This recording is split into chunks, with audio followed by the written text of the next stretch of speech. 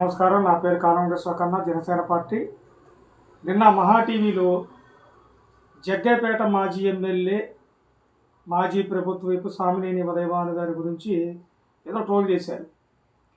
నేను మహా టీవీ వంశీ గారికి నేను తెలియజేసేది ఏంటంటే, మాది కృష్ణా జిల్లా, తంచీచర్ల. ఉదయభాను గారు యూత్ కాంగ్రెస్ జిల్లా ప్రెసిడెంట్గా ఉన్నప్పటి నుంచి మాకు తెలుసు. ఉదయభాను గారు ఎప్పుడు కూడా ఉద్యమ నాయకుడు, ప్రజా సమస్యల మీద ఉద్యమం చేసి ఎదిగాడు. అంతేగాని సిఫార్సులతో ఆయన ఎమ్మెల్యే అవ్వలేదు, ఉద్యమాలతోనే ఎమ్మెల్యే అయ్యాడు. ఈ రోజు కూడా రామ్కో ఫ్యాక్టరీలో కార్మికుల గురించి ఉద్యమం చేసిన నాయకుడు పవన్ కళ్యాణ్, మన ఉదయభాను గారు.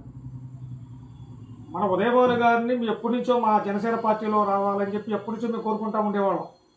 కానీ ఆయన నమ్మిన సిద్ధాంతాల కోసం ఆ రోజు రాజశేఖర రెడ్డి శిష్యుడిగా ఉన్నాడు కాబట్టి వాళ్ళ కొడుకు పార్టీ పెట్టాడనే ఉద్దేశంతో జగన్మోహన్ రెడ్డి వెనకాల వెళ్ళాడు తప్పితే వేరే ఉద్దేశంతో జగన్మోహన్ రెడ్డి వెనకాల మన ఉదయభాను గారు వెళ్ళలేదు.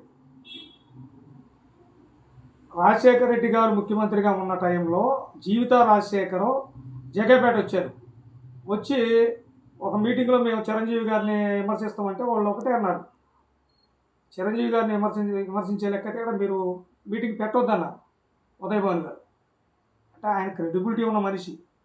ఉదయభాను గారికి మినిస్టర్ ఎందుకు ఇవ్వలేదు అనేది ఈ రాష్ట్ర ప్రజలందరికీ తెలుసు. ఎందుకు ఇవ్వలేదు?